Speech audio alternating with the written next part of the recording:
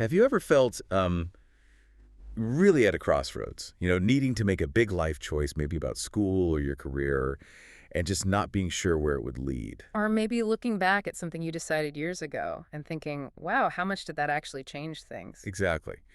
Well, welcome to the Deep Dive. Today, we're exploring the really remarkable journey of Christina. Her career path, it's sort of zigzagged from a small city in China through these cross-disciplinary studies. Then a huge pivot into software engineering over in the US. Right, and finally landing in this intense role as an engineer manager back in Shanghai. Hmm.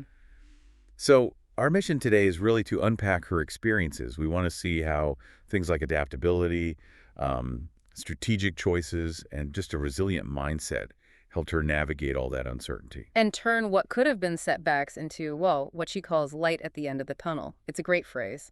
It really is.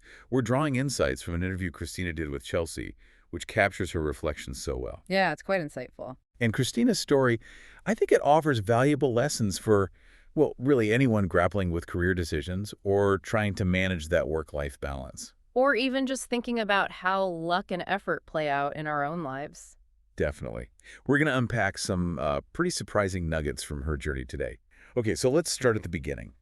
Christina's journey kicks off in a place that, for many, feels incredibly high stakes. Right. The national exams. Exactly. A small city in Anhui, China, back in 2010. It's time for her Gaokao, the big national college entrance exam, And her performance, as she put it, was not ideal. which immediately forced her into making some pretty significant trade-offs. Huge pressure. Absolutely. She's facing this critical choice: go for a more prestigious university or pick a more desirable city. And on top of that, her parents are hoping she'll stay closer to home. But even then, you see this independent streak. She apparently ironed out her decision herself, decided not to stay in her home province. And chose a university in Chongqing instead. So she's balancing, the school's quality with an eye on jobs later. Yeah, which is quite strategic, really, for someone right out of high school under that kind of pressure. What does that tell you about her mindset, even that young? Well, it's fascinating, isn't it? A lot of students would just aim for the highest ranked school possible, full stop. Right. But she was already thinking about, maybe not in these exact terms, but the return on investment. Looking at the city's potential, it suggests she was already looking past the immediate status symbol to, long-term opportunity. Very pragmatic. A real forward thinker, even if maybe she didn't quite see it that way then. Mm-hmm. So then came picking a major, her first thought, finance. Which was, seen as the most popular and lucrative path back then. But super hard to get into. So she compromised. Right, she landed on this cross-disciplinary major, information systems and information management, kind of a mix of computer science and management. Okay, so bridging tech and business needs, basically. Exactly, giving skills in both. She admitted she didn't fully grasp where computer science was headed. But she saw it as a path to good employment. So it sounds like she was hedging her bets, keeping options open. What do you make of that? I think it was pretty shrewd, actually. In a job market that changes so fast, a major like that gives you a broader skill set, makes you more adaptable. Right, you're not locked into just one thing. Precisely. You get a tech foundation, but also the business side. So she was positioning herself for flexibility, maybe sensing that careers aren't always straight lines. A strategic choice, maybe more than a passion choice at that point. Seems like it. And that often works out well when you're navigating those early decisions. Interestingly, she describes university as the easiest time of my life. Said she had time to spare, got good grades. And what did she do with that spare time? Traveled. Lots of backpacking tours across China. Okay. But then came a real turning point. She saw older students who'd studied abroad. And that sparked something. Yeah, her desire to see the world grew bigger, beyond just China. And that influence was pivotal. Oh, It led her to shift focus. Start prepping for overseas studies instead of the domestic postgraduate exams. Totally changed her path. okay, so that leads us to the next big chapter. Right. This next phase shows a really significant shift. She picks the U.S. for grad school, still sticking with information systems. So still on that versatile track. Yeah, but then something major happens during grad school that really redirects her career. And this is where you really see the power of your environment, right? Your peers. Absolutely. She meets classmates from places like Beijing University of Posts and telecommunications, right? And these students were way more focused, much more prepared for actual tech jobs. Their focus kind of rubbed off on her. You could say it was a catalyst. Seeing how intensely they were preparing for the job market, it sort of illuminated a path she hadn't really considered so seriously before. It's a great example of how the people around you can shape your direction, sometimes more than the classes themselves. Definitely. Peer influence can be huge. So that influence, plus, understanding the market better, seeing the salaries in tech, And practical things too, like needing a stable U.S. visa, a good income. it all led to this very deliberate decision. She resolutely joined the brushing up on algorithms movement. That's shuddy walkie.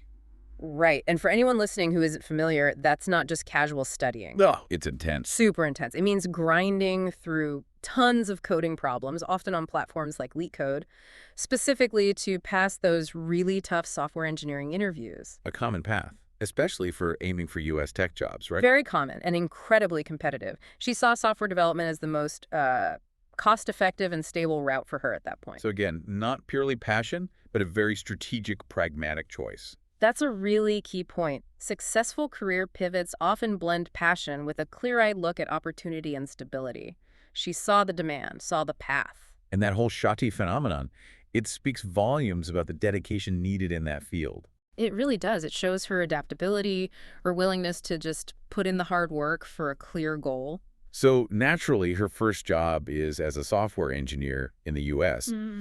But what's interesting is she'd apparently always planned to work abroad for a bit and then go back to China. Oh, really? So the return was always part of the plan. Seems so. Yeah. And her current job in Shanghai. That fulfills the original ambition. Wow, talk about full circle. Small city, global education, U.S. career, and now back in China as a professional. Okay, so she makes it back to China. But what does success actually feel like day to day in her current role? Yeah, let's jump to now. She's an engineer manager at an internet company in Shanghai. And her work life? She describes it as very busy. Overtime is common, like 50% to 80% extra hours. Wow. So weekdays often go until 10:30 p.m., sometimes even midnight. That's what she said. She does try hard to keep weekends free, though, setting some boundaries. Which sounds essential with that kind of weekday schedule. Absolutely. She mentioned these intense periods, like 3 weeks straight of back-to-back meetings, basically 6 a.m. to 6 p.m. And then she has to do her actual work. Project management, code reviews, design feedback. Exactly. After the meetings wrap up. Imagine that. It's hard to fathom. And what's really striking is how she compares it to high school. Right. Even with the intense pressure of the Gaokao. She says her current workload is more difficult. More difficult than high school. Wow. Yeah. She remembers high school more fondly. Festivals, friends. This current pressure sounds relentless. And the compensation. It's good for China, significantly higher than non-tech fields, but she says it's about 70% of what she earned overseas. Okay, so that brings up a big question, doesn't it? What does professional success look like when it comes packaged with that kind of intensity? And maybe a salary adjustment downwards, even if it's still high locally. Exactly. Her journey really highlights that trade-off many face in tech, especially in fast-paced hubs like Shanghai. Huge demands on skilled people. For some, maybe that intensity is the price for rapid advancement. Could be. Or maybe it's a phase. But it forces you to think about the real cost, not just money, but time, energy, personal sacrifice. So reflecting on this whole incredible journey, what kind of wisdom does she offer? She has this really profound take on luck and effort. Yeah, this quote really stood out to me. She says, if life is 80% luck and 20% effort, then that 20% effort can 100% determine whether you can seize the 80% luck. That's powerful. It reframes how you think about luck. Totally. It's not just random stuff happening to you. It's about being prepared, being ready to actually grab those opportunities when they float by. So it emphasizes your own agency, your own effort, even when things feel uncertain. It's like you make your own luck, in a way, by being ready for it. Stay ready so you don't have to get ready. I like that. And she describes her journey overall as not smooth sailing, but with thrills and no real danger. Ultimately, she's satisfied. And her view on problems is also quite insightful. She basically says, when you get through a tough spot, the problem often just solves itself or fades away. Or what you thought was a bad choice actually turns out okay. That light at the end of the tunnel feeling, she mentioned Likan Humi. Exactly. That's real resilience talking. Trusting that things often work out or lead somewhere unexpected but good. So if she could talk to her younger self, what advice would she give? Okay, so to her high school self, work a bit harder, She felt maybe she didn't fully seize opportunities back then because she didn't put in quite enough effort. Interesting. And to her university self. Broaden your horizons more, and this is key, even though she traveled a lot. All right, all that backpacking. She felt she read too little, which led to an information gap in how she understood the world. That's such a great point.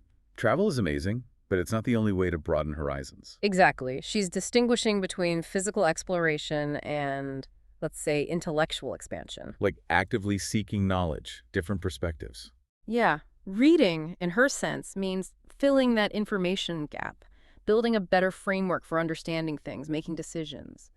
It equips you better. It's a reminder that wisdom comes from both doing and studying, experience and knowledge. Beautifully put. So we've traced Christina's path, small town, big exams, strategic study choices, that crucial pivot to tech driven by peers. Right, the intense reality of her current management role, and finally, her really insightful reflections on it all. Her story just perfectly illustrates that careers are rarely these neat, straight lines, are they? Not at all. The biggest turns can come from unexpected places or from making very pragmatic, calculated decisions, like that intense algorithm prep. And her thoughts on effort, unlocking luck, and the need to keep broadening your horizons beyond just travel. That's a powerful framework for all of us, I think. Definitely. That 20% effort making all the difference for the 80% luck. So maybe a final thought for you listening. As you reflect on your own journey, is there an information gap you might be overlooking? Even if you're out there exploring, experiencing things. How might consciously seeking out diverse knowledge, reading widely, understanding different viewpoints, how might that prepare you for your own unexpected light at the end of the tunnel?